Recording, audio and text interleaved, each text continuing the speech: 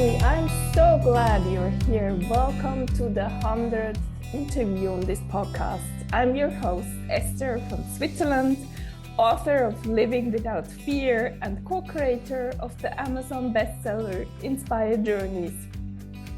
You might be needing a moment to pause, to breathe, to feel seen. Whatever brought you here, we are honored to be with you.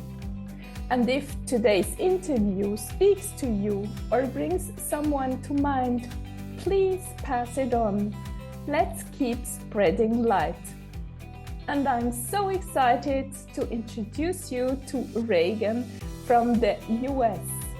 Regan Caruthers is a writer, yoga teacher, and spiritual guide whose work bridges deep inner practice with real-world life. Her path was shaped by early contemplative training, her time at the HeartMath Institute, and years as a corporate executive in Silicon Valley. Out of life, lived experience, healing, and courage, Regan now guides people toward inner stillness, clarity, and a more intimate relationship with themselves. She's the author of Tragic Magic and the founder of Asset Yoga Center in Missouri. Welcome to the show, dear Regan. Oh, thank you for having me. It's a pleasure to be here. So let's start with my favorite question. What has been your turning moment or moments in life, Regan?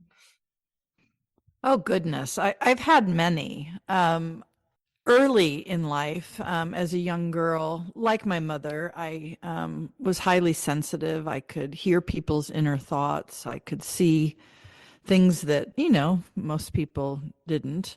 And it overwhelmed me. And so the first turning point was at the age of 9 when this entity, for lack of a better word, used to kind of follow me around and terrorize me. And I said a dramatic goodbye to him, and I demanded out loud that it all stop. And the veil came down. So that was turning point number 1, not to have that overwhelm on my system, and for whatever reason, for my audible command to actually change, what I was connected to. Because later, at 27, that same entity revisited me and changed my life. So that's turning point number 1. Might as well go to turning point number 2, which was my awakening at 27 as a junior executive in the academic publishing industry at a sales meeting of all places. And that same entity visited me in the middle of the night. I knew someone was in my room. Opened my eyes, there he was, and I sat up in bed and said, "Oh, it's you, it's only you, I'm not afraid of you." And I went back to sleep. When I woke up the next morning, all I could feel was divine love. I had nothing but forgiveness for the abuse that I had known as a child, the abusers, all of it. I just had nothing but love, and that consciousness lasted about 3 years and changed the trajectory of my life. I think becoming staff teaching at the HeartMath Institute in the 90s, a little bit after my awakening, was another turning point. I mean, I've had so many. And then more recently, probably the most profound was being told I was dying. Oh. After, being told in meditation to urgently move home. I mean, I was living at the beach in Santa Cruz, California, one of the most beautiful places in the world.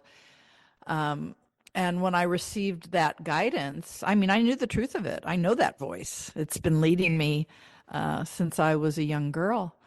And I, moved back to Missouri within 3 months. Everybody thought I was nuts.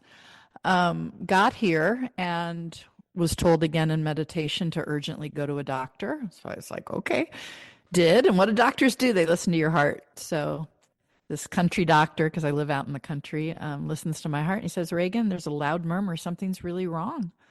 Got an echocardiogram the following day. And the day after, I was told I was dying. So I had a congenital heart defect.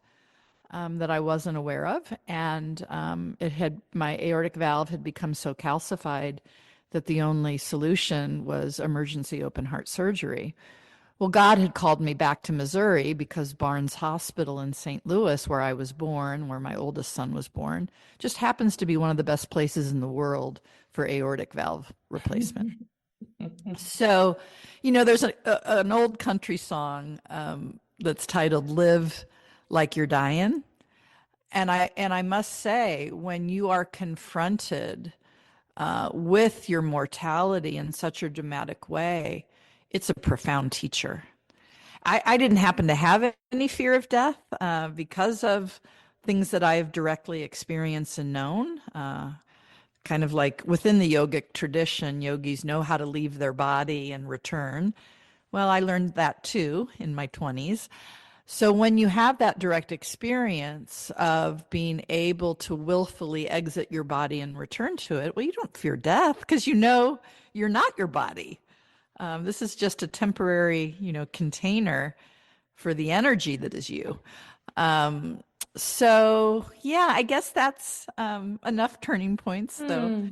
There's a long list, many of which are detailed in my memoir, Tragic Magic. So Let's stay with the last one. You said 4 years ago, that was the heart surgery. What transformation did you see, feel, experience after that? Well, I mean, I think my relationship with God and my devotion to God, not within a religious construct, I mean, just the direct relationship, um, is much deeper and devotional.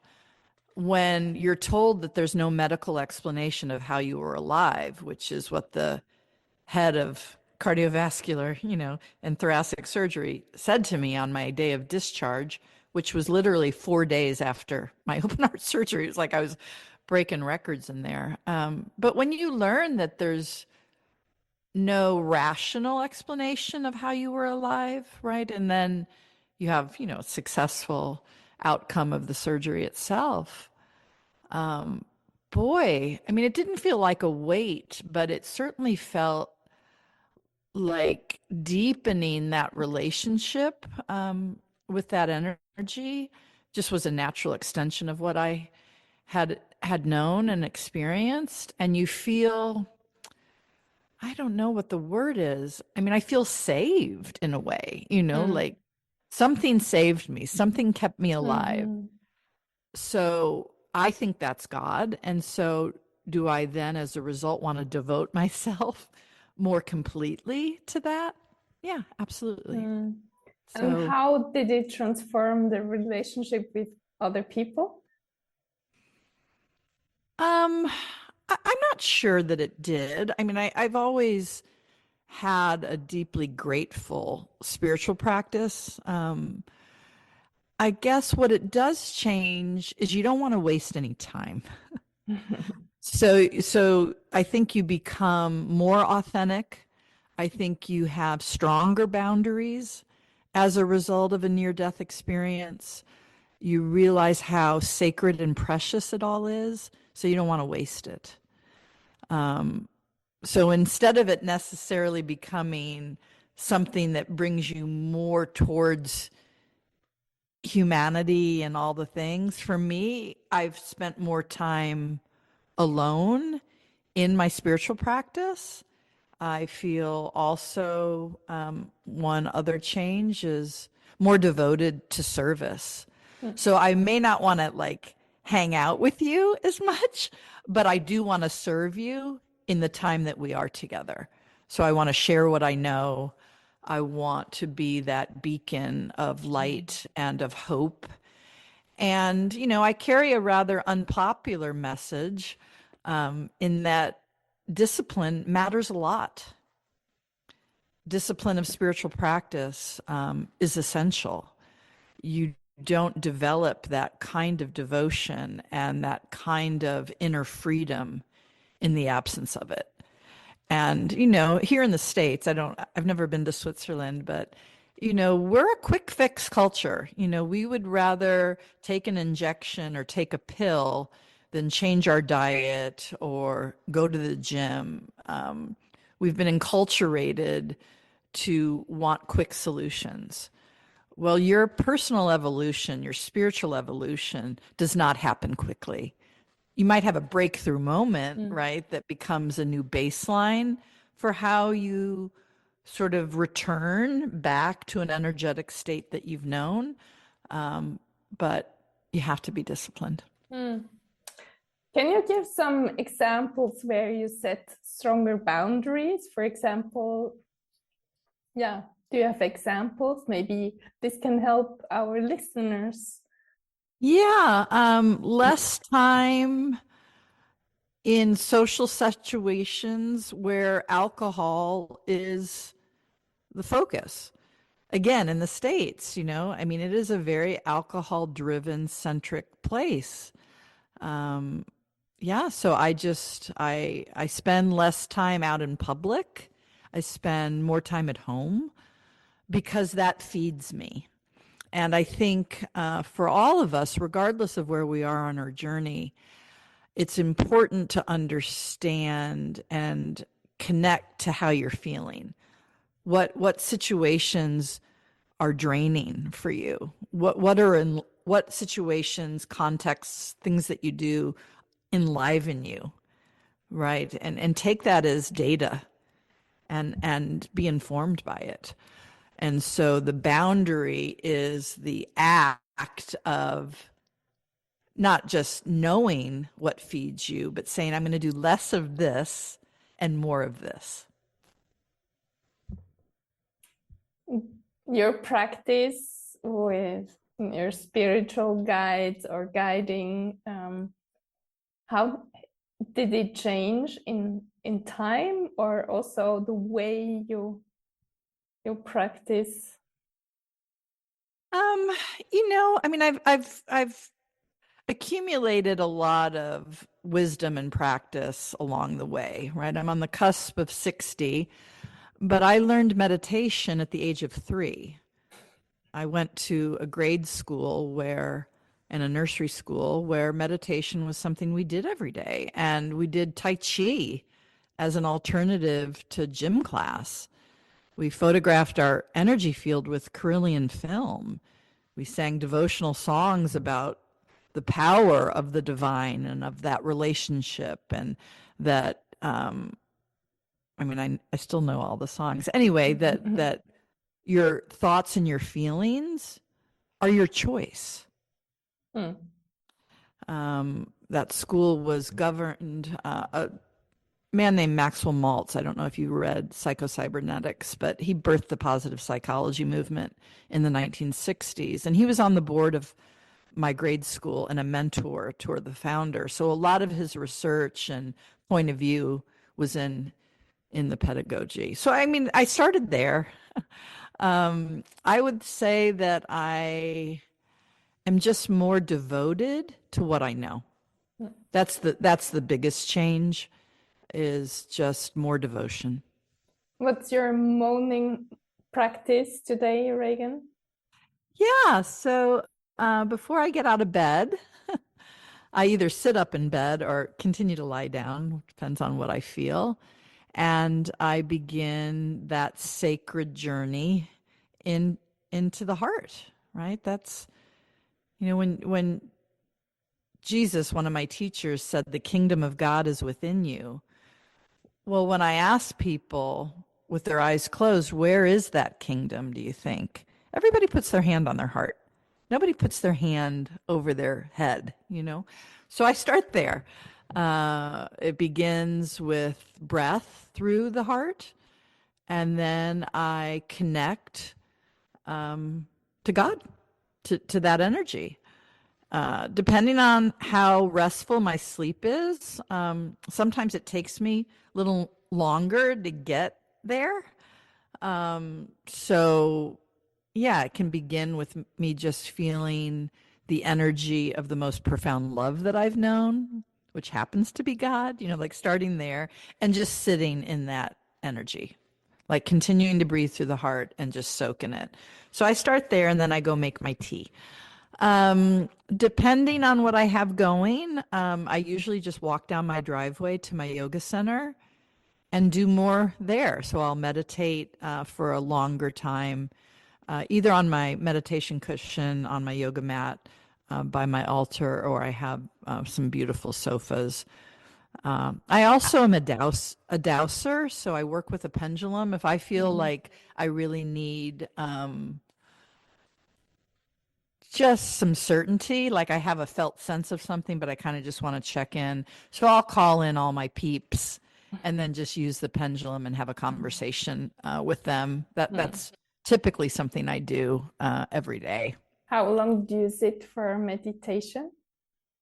It depends. I love a lot of meditation throughout the day. So, I mean, I'll do at least 20 minutes towards the beginning of the day, but like prayer and what I would call like micro meditations are a part of my day. I mean, I'm probably praying and connecting and speaking to the divine probably more than a couple of times an hour. I mean, it's a pretty constant thing for What me. what's a micro meditation, Regan? Oh, like just a moment of mindfulness, Mm. right? So you don't have to meditate with your eyes closed. That's better to deepen the felt sense of meditation, right? To get into Mhm. that truly conscious union with God, which is from a yogic tradition, and I'm a yogi. That is the point of meditation. So you can have a little micro moment, right? Feel your feet on the earth if you're standing. Connect with your breath. Just notice the breath. Notice how the air feels on your skin, how the light is reflecting from wherever you are, and just have a moment of inner quiet. Mm. Nice. On your website, you have this beautiful letter to your mom. Mm. What what's your mom nowadays? She passed away, but she's still here, I guess. Oh, yeah. Like if I ever want, just some intense, don't hold back truth telling, like, yeah, she's the guide of many that I connect to. And I know that she'll always tell me the truth. Sometimes if I don't know all my guides' names, I can feel them and they all have different personalities in a way. Um, but she just can cut to it. She did that when she was alive. I mean, she was my most profound teacher, the greatest love I've known, and the greatest source of my trauma, too. So, yeah, and I know it's so much easier for her where she is now. She was born in 33 as a brilliant psychic woman. I mean, her young life reads like fiction. She dated a king, she lived all over the world. She spoke 9 languages. I mean, she had a remarkable young life. But the access that she had, she didn't know how to manage it. She didn't know how to turn it on or off or up or down. It just was running all the time. And that ultimately, yeah, didn't end well for her. It was hard for her. Mm. She'd say things like, "Honey, when you walk, do you feel like you're 5 feet off the ground?" And I'd be like, "No." I mean, she just had a completely different experience, I think, than most people of what it means to be human. Mm. How old was she when she had you? She was 33. Mm. And Yep, she said I was the only one strong enough to make it. She had delivered a deformed baby that lived just a couple of minutes. She mm. had multiple miscarriages. And I think she was right. I mean, coming through her would probably be really difficult for most souls. Mm. And what's a memory you've got from when you were 5 or 6? Of her? Yes. Oh God, every day was like magic with her. I mean, I think probably what sticks with me the most, she had this big, beautiful bed where the bed frame was carved with wood that looked like ivory, and it was just this gorgeous thing. And she spent a lot of time in bed, um, watching like Tom Schneider at night. And anyway, just being held by her, like literally, like the energetics of the love that she was so naturally not just connected to, but embodied in. The comfort that I felt in those quiet moments. Yeah, I don't really have words for it. It's something that I wish all people could have the experience of feeling that quality of love. Mm. And what was the darker side? You said she was the origin of drama or trauma.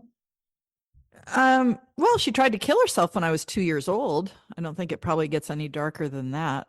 Mm. Um, and then, she would spend time in the mental hospital, either for depression or mania, usually because she either didn't take her medication or took some other thing that counteracted. Anyway, so those times when she was gone were really hard. I mean, I can remember at 2 staying with family friends for what seemed like forever after that. And then, sadly, she met one of the loves of her life in the mental hospital, right? Not a great place to find a stable partner. But that's exactly what she did. And that choice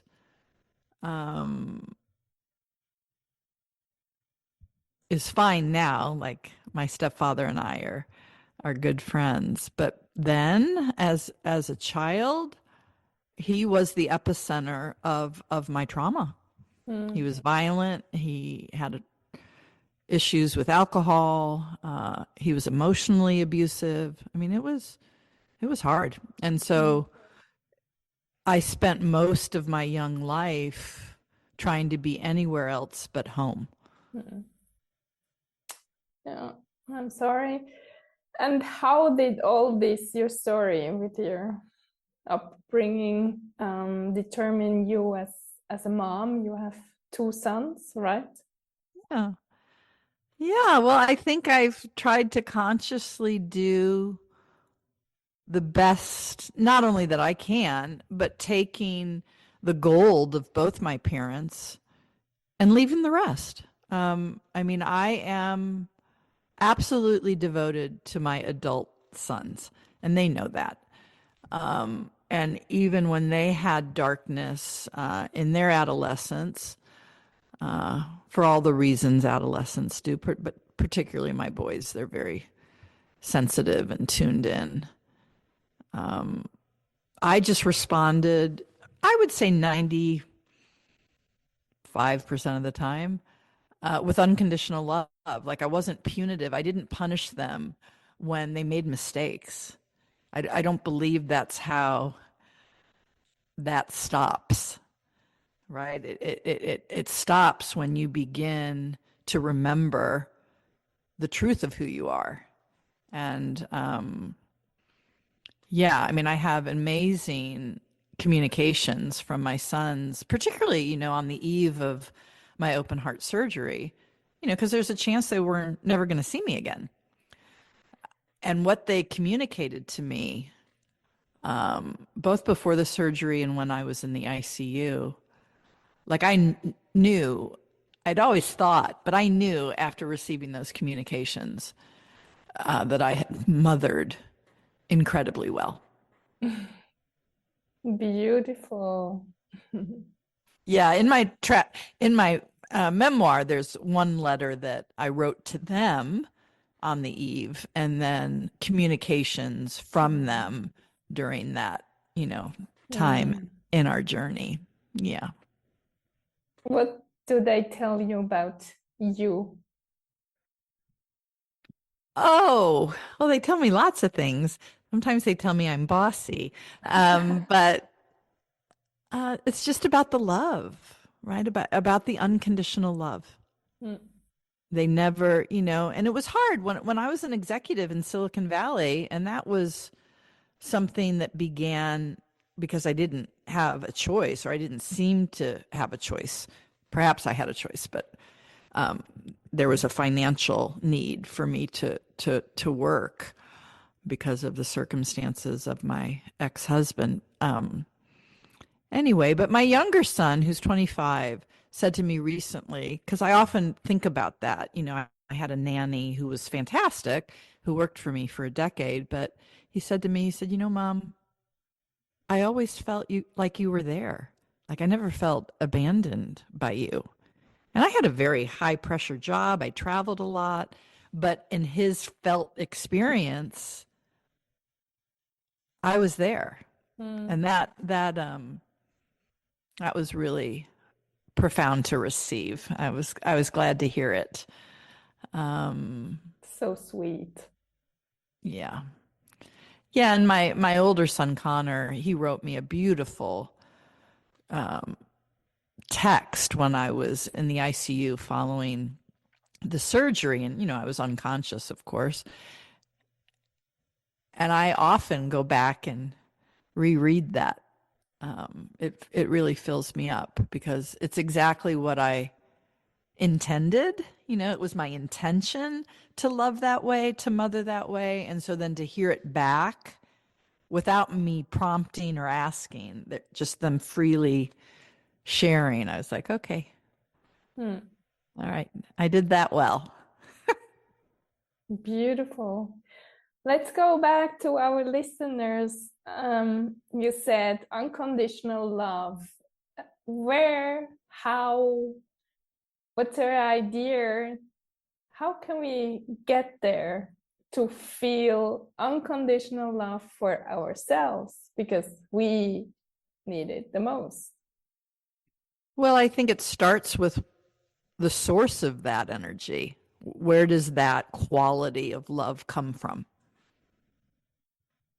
So for me, it's about that devoted relationship with the divine, to connect to that quality of love, because that is the same energetic condition basically required for you to love yourself that way. And you can't love anyone else unconditionally in the absence of that love for yourself. So to me, it's like hang out with God, really connect to the felt sense of that quality of love, and then bring that in to your system, into your being. Really know without reservation what the felt sense of that is.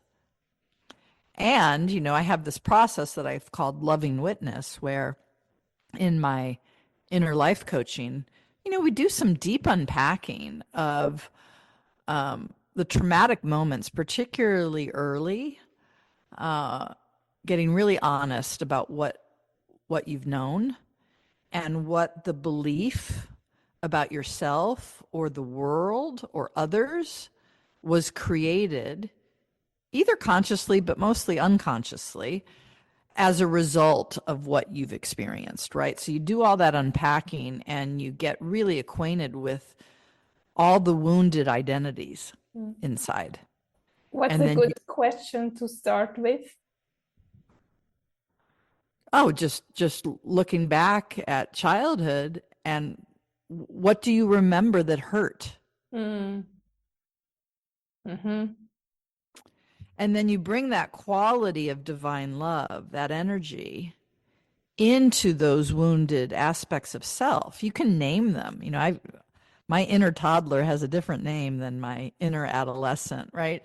And my inner toddler, who confidently proclaimed at like 1.5, my first sentence was, I want to do it all by myself. I had already determined that I didn't have anyone I could rely on. Right? So that inner toddler who's fiercely independent has significant issues around trust, right?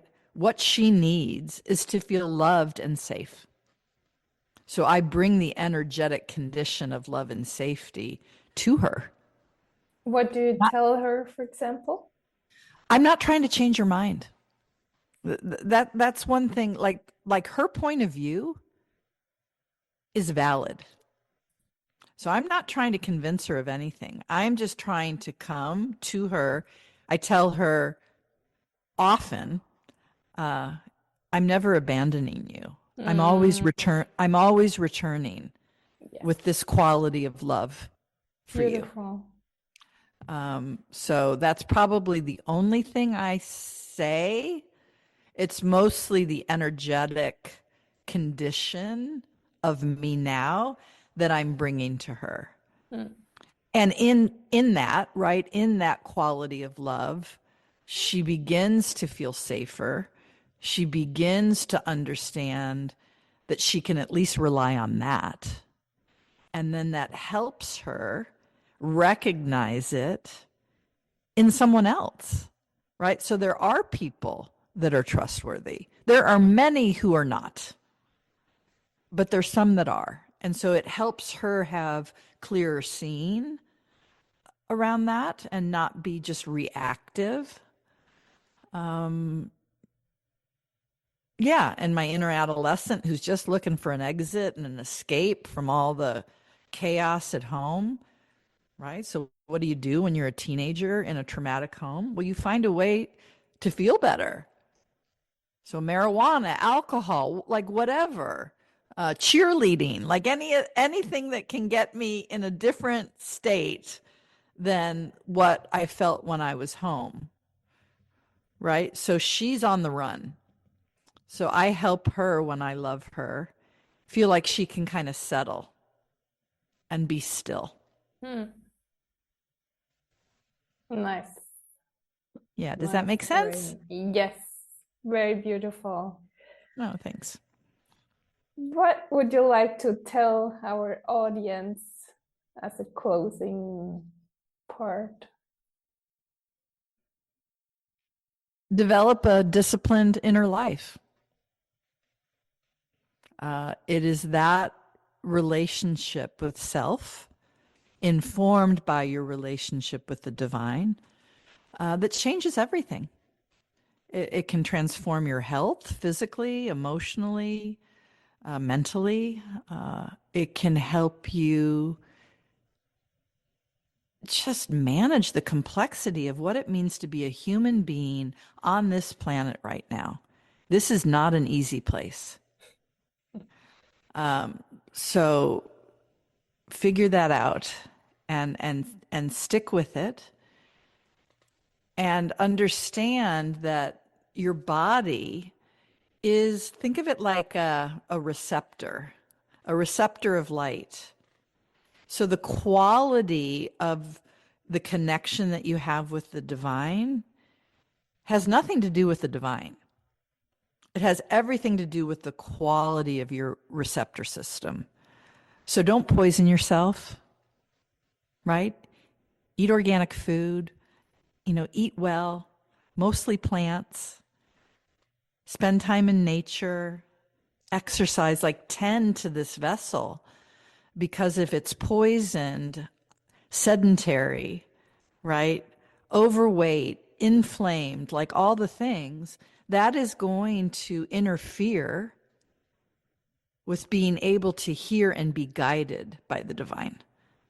The guidance is always there. The variable part in that equation is you. Thank you so much for having taken your precious time.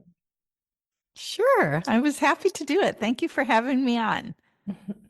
And thank you, dear listener, for spending your time with us. You're amazing and you're a gift to everyone who crosses your path. And if no one has told you this today, let me say it again. You're worthy, You deserve to be loved, and you matter. Have an amazing day, and I'll talk to you next Thursday.